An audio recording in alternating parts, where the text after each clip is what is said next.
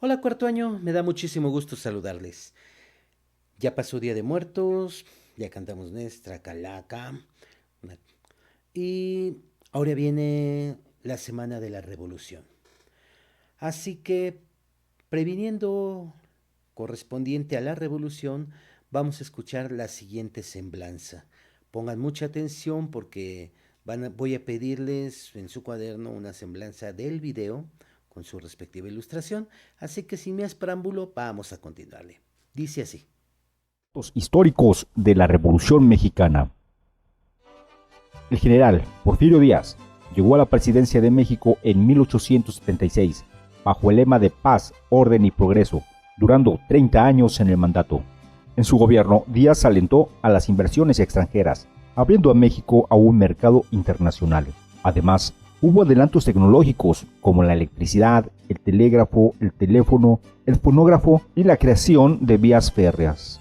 Los beneficios del gobierno de Díaz solo llegaban a grandes funcionarios, hacendados e industriales, y a su vez marginaba las necesidades de los pobres. La mayoría de los mexicanos eran muy pobres y tenían una vida de semiesclavos en las haciendas, ya que los hacendados les habían quitado sus tierras. Les pagaban con fichas o vales y no conocían el dinero. Algunos campesinos no conocían otro lugar, solo la hacienda donde nacieron. Las deudas del padre con el patrón se pasaban a los hijos. El 27 de febrero de 1908, Díaz concedió una entrevista al periodista norteamericano James Clement. Díaz dijo que México estaba preparado para una era de libertad política y llamó a formar partidos de oposición porque estaba listo para retirarse en 1910.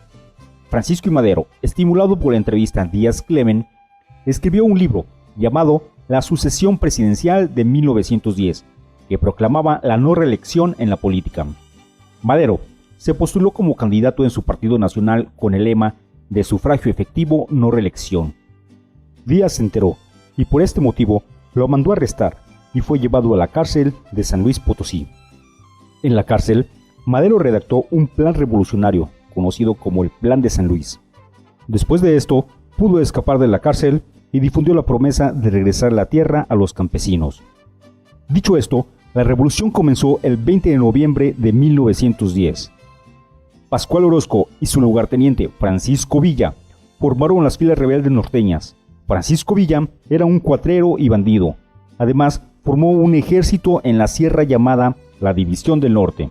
A su vez, Emiliano Zapata, en el sur, luchaba bajo el lema de tierra y libertad. Díaz fue exiliado en el puerto de Veracruz hacia París. Y Madero, siendo presidente, no cumplió lo que había prometido. Después de esto, las tropas rebeldes se levantaron en armas contra él y a este hecho se le llamó la Decena Trágica. En poco tiempo, Madero fue asesinado con su vicepresidente José María Pino Suárez por órdenes de Victoriano Huerta, que usurpó la presidencia de México. A su vez, Venustiano Carranza realizó el Plan de Guadalupe, que desconocía la usurpación de Victoriano Huerta en la presidencia y se nombraba a él mismo como jefe del ejército constitucional.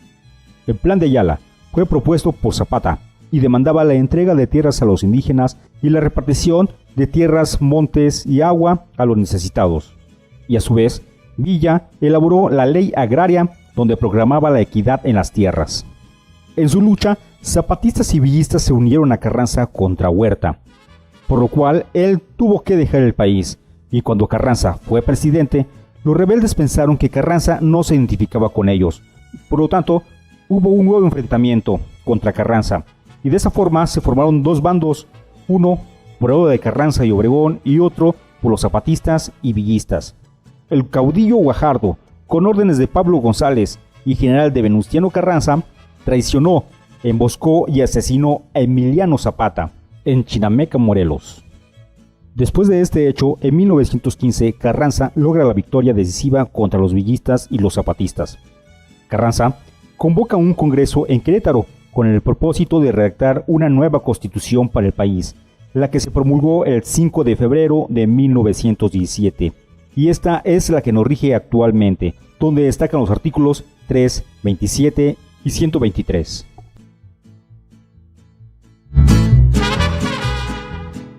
Ok, después de ver esa semblanza de la revolución, hay detalles que a veces no se recuerdan tan fácilmente, vamos a hacer un pequeño resumen en nuestro cuaderno de lo visto en el video y con su respectiva ilustración. Dicho lo anterior, continuamos. Tenemos ahorita a la Valentina. El corrido es un género popular cuyo autor por lo general es anónimo. Desde finales del siglo XIX fue ampliamente escuchado por la población como una fuente de noticias.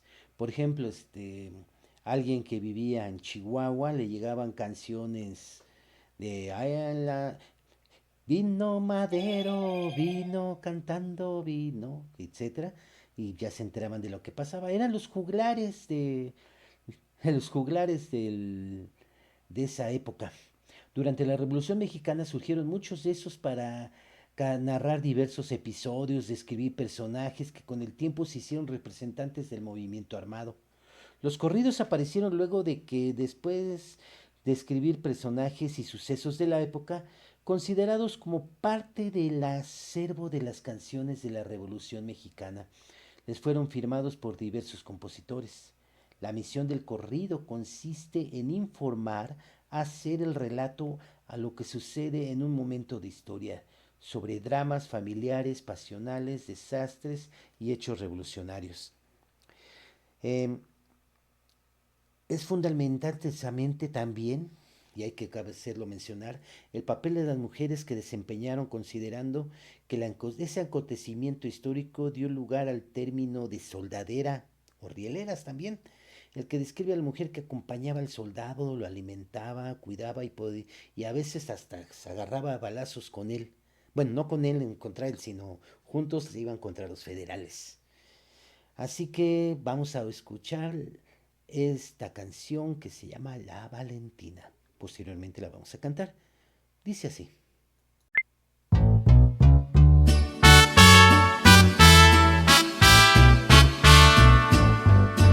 Una pasión me domina y es la que me hizo venir. Valentina, Valentina, yo te quisiera decir. Dicen que por tus amores un mal me van a seguir. No le hace que sean el diablo, yo también me sé morir. Sí, porque tomo tequila, mañana tomo Jerez. Sí, porque me ves borracho, mañana ya no me ves. Valentina, Valentina, rendido estoy a tus pies. Si me han de matar mañana, que me maten de una vez. Sí, porque tomo tequila, mañana tomo Jerez. Sí, porque me ves borracho, mañana ya no me ves. Valentina, Valentina, rendido estoy a tus pies. Si me han de matar mañana, que me maten de una vez.